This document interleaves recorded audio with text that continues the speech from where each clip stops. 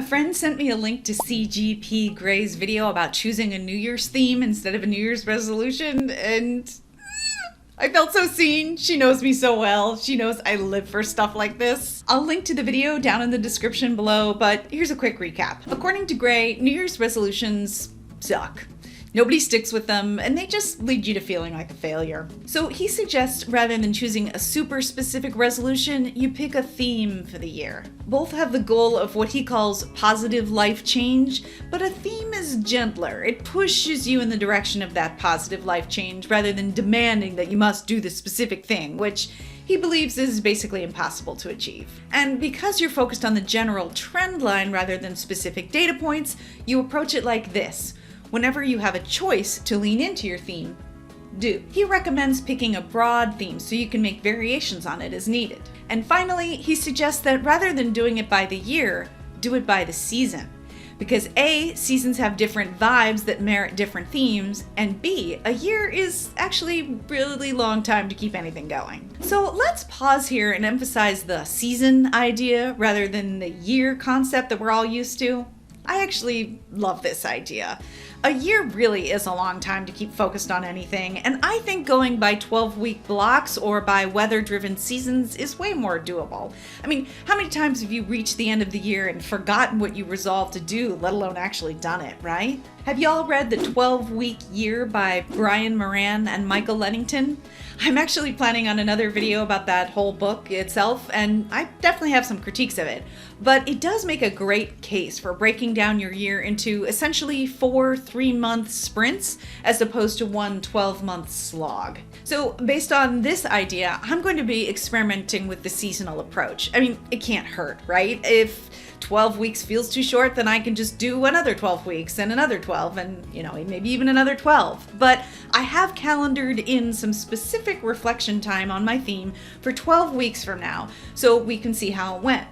I hope I will discover that it was easier to stay focused on the theme because I only had to think about getting through the next 12 weeks instead of slogging through the next 12 months. So in his video, Gray suggests you choose a theme that resonates with you. I mean, of course, yes, why would you choose a theme that wasn't suited to you? But unfortunately, in his video, he doesn't talk in detail about how to choose that theme. Now, you may just intuitively know what your theme should be, but for those of you who need to explore it a little bit more, I came up with some questions or really writing prompts that may give you some thoughts about your theme. So here's the list. What's working for me that I want more of? I feel good when. Gee, I miss. I'm aching for. I'm inspired by. I feel better if blank. And what's standing in the way is. My theory about what's going on is. I love spending time doing. I like it when I feel.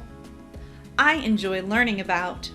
A risk I'd like to take is, a recent lesson I learned is blank, and that prompts me to, I want to be surprised by, I want to look back and be able to say, the way I want to serve others is, I was recently touched by, I am proud of blank, and that makes me want to, a seed I want to water and grow is, I want to discover, I want more time for, my business is speaking to me and it says, a vision for my future, or the future of my business, includes. So that's my list of prompts. I'll link a PDF of these prompts in the description box. You can print that PDF and write it out. Also, the PDF will be fillable, so you can type on your computer or device. And I've also put a link to a Notion template in case Notion is your jam. Can you tell that I'm trying to help you find a theme that is rooted in the positive? New Year's resolutions are so often based on shoulds or on comparisons to outside reference points like Instagram beauty influencers, or, back in my day, it was all the beauty magazines, or your next door neighbor, or all the advertising that's coming at you, or anything in between. Ultimately, you may arrive at the same theme either way, but it takes on a different tone, I believe, if it's coming from inside of you, and more importantly, coming from a positive place. I believe that will add to the stickiness of your chosen theme. So let's say you want to work with this prompt list that I've given you. There are a couple ways to approach it. Method 1, scan down the list and choose 2 or 3 to dig into. In this method, I'm kind of encouraging a free writing style. Keep your pen on the page or your hands on the keyboard and write at least 3 or 5 sentences in response to each. Maybe even set a timer for like 2 minutes. In free writing, well, your free writing can be, unrelated. It could be like, I'm just writing because I said I would, but you keep going. And when you do, something will appear. The point is to get your imagination flowing. So here in method 1, as you fill in these prompts, you may get a little zap or zing or something that tells you, ooh, that's the one of the answers that is the making of a theme. But if you don't worry about it. Try this.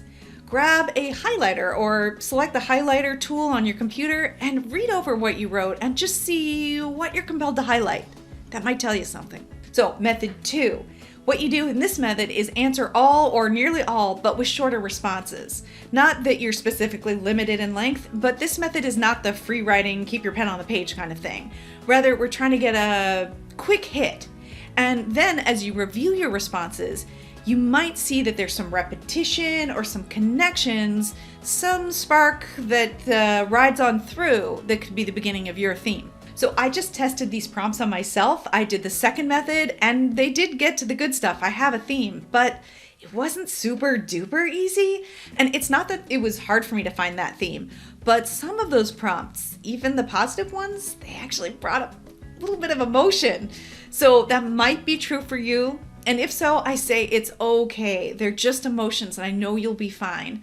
And you can always take a break and come back when you like, or you can just skip it if it's not your cup of tea or if it's not working for you. But I would love to hear if these prompts did work for you, so give us a shout in the comments.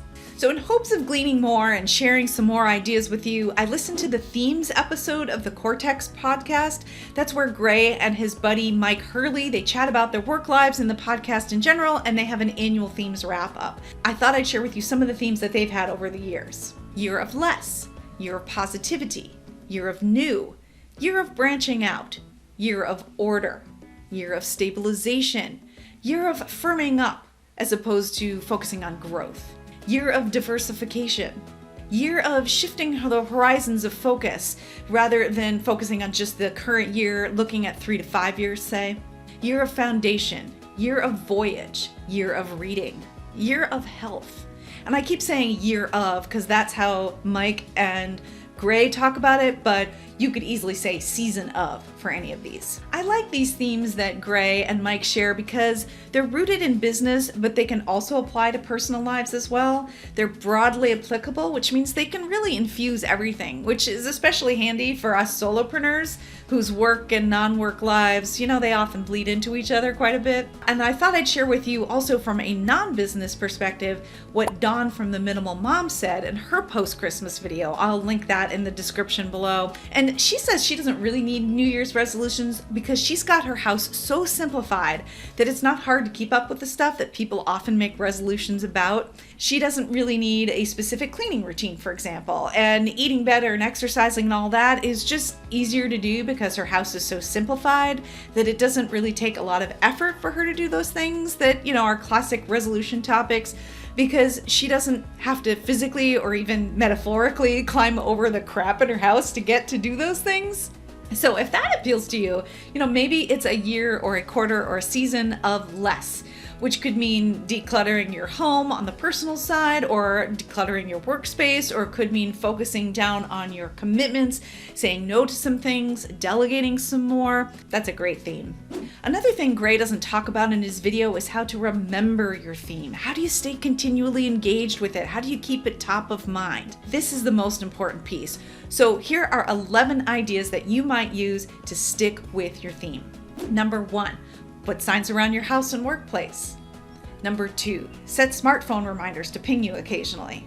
Number 3, say it out loud to your accountability buddies through your business network. Number 4, make it part of a discussion group with friends. 5, jointly do the same theme as other family members, members of your household, or coworkers. Number 6, schedule related media to arrive periodically throughout the season or quarter. For example, put books on hold at the library, or save podcasts to listen to, or put some videos on YouTube into your queue that are all related to the theme.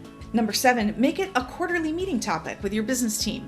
Number 8, let your clients know about your theme in your monthly communication. You'll be forced to walk the talk. Number 9, pin it to the top of a regularly used app like your note-taking app, or make it your computer desktop wallpaper. Number 10, when choosing your tasks to work on, favor items from your to-do list that support this theme. And number 11, which is kind of my favorite, make it part of your journaling template so you can reflect. Did I do anything related to my theme yesterday? Did any theme-related forks present themselves in the road? If so, what choice did I make and why? And would I make the same decision again, given the opportunity? So that is 11 ideas on how to stick with your theme for this quarter or season or year. I'm curious if you have any other ideas about how to stick with your theme. Definitely let us know in the comments below. Oh, and I've added this list of how to stick with your theme to the prompts PDF and to the prompts Notion template. So if you want a copy of this list about how to stick with your theme, just follow those links in the description below. So what's my theme gonna be? Well, for this first quarter, it's optimism. Honestly, we've had a tough couple of years and it's hard to keep on keeping on.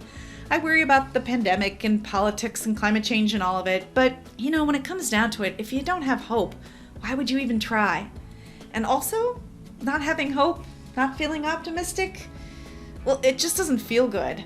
And when I feel bad, life is objectively worse. And since this is a productivity channel, I will emphasize that, for me anyway, feeling bad is not good for my productivity. It's hard to get stuff done when I'm feeling cruddy. True for you? I mean, worry just does not drive me forward. There's even research that says that optimistic people have better health outcomes and live longer. So what am I going to do to reinforce my theme this quarter? First and foremost, I've added a theme-related section to my journaling template so I get a chance to reflect. Second, media. I've scheduled articles, books, and podcasts all to come my way throughout the quarter. Third, I've selected tasks for the first quarter that I'll be sharing with my accountability group that are in line with this theme. Fourth, I put up a sign in my office. And fifth, well, we'll see if this one happens, but I'm thinking of starting an Instagram profile to accompany this channel, and if I do, I will definitely make some posts about the theme there. In case you want to join me in the land of hope and optimism, here's a quote from Adam Grant.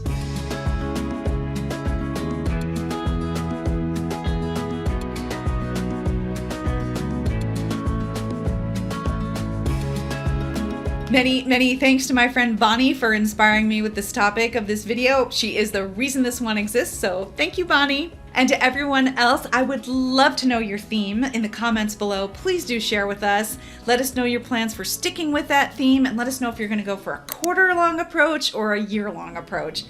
While you're there in the comments, you could give this video a thumbs up. Thank you so much for watching, and I'll see you next time.